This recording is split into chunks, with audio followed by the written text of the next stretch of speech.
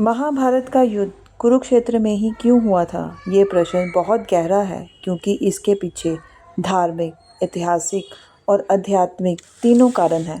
महाभारत जैसा विशाल युद्ध पूरे भारत में कहीं भी हो सकता था, लेकिन भगवान श्री कृष्ण ने कुरुक्षेत्र को क्यों ही चुना? क्या ये सिर्फ एक मैदान था या इसके पीछे छुपा है कोई गहरा आध्यात्मिक रहस्य? आज हम जानेंगे कुरुक्षेत्र का वो सत्य जो शायद आपने पहले कभी नहीं सुना होगा। कुरुक्षेत्र को कोई साधारण भूमि मत समझिए। ये वही भूमि है, यहाँ राजा कुरु ने हजारों वर्ष तक तपस्या की थी। उन्होंने इस भूमि पर हल चलाया कर धर्म के 8 बीज बोए थे और ये थे सत्य, दया, तप, शुद्धता, क्षमा, योग, दान और ब्रह्मचर्य। देवताओं ने प्रसन्न होकर वरदान दिया कि ये भूमि धर्म भूमि कहलाएगी, जहाँ जो धर्म के लिए लड़ेगा उसे स्वर्ग मिलेगा। इसलिए महाभारत की शुरुआत यहाँ पर हुई।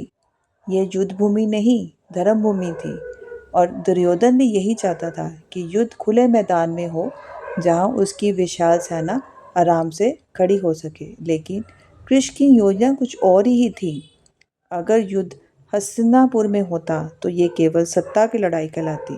अगर युद्ध किसी और स्थान पर होता तो शायद वह धर्म युद्ध ना कहलाता। कृष्ण चाहते थे कि ये युद्ध इतिहास नहीं, धर्म की स्थापना बने। सोचिए, अगर अर्जुन किसी साधारण जगह खड़ा होता, क्या उसे वो ज्ञान मिलता? नहीं। कुरुक्षेत्र पवित्र भूमि थी। वहाँ का वातावरण, वहाँ की ऊर्जा, वहाँ का आध्यात्मिक प्रभाव, यही कारण है कि उसी भूमि पर भगवान श्री कृष्ण ने गीता का उपदेश दिया। कुरुक्षेत्र केवल युद्ध का मैदान नहीं था, वह मानवता के लिए मोक्ष का द्वार बन गया। अंत सबसे बड़ा रहस्य ये है कि कुरुक्षेत्र केवल हरियाणा में नहीं है, कुरुक्षेत्र हमारे भीतर भी है।